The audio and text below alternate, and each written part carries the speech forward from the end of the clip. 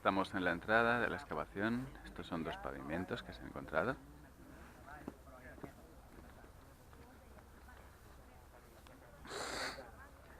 Suelos.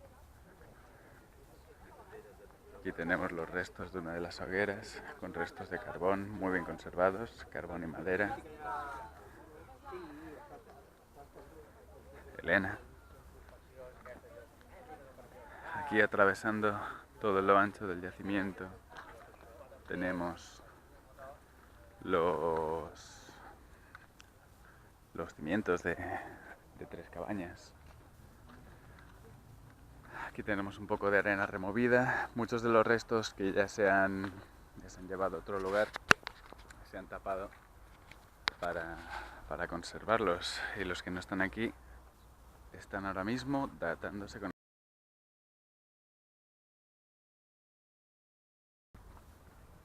Esto simplemente es el resto de la pala excavadora. Y ahora vamos al túmulo funerario, donde encontramos 1, 2, 3, 4, 5, 6, 7, 8, 9, 10, 11, 12, 13, 14, 15, 16, 17 piedras en forma de señalización. Y aquí es donde se han encontrado pues 2 restos humanos en posición fetal que datan alrededor de hace 6.000 años.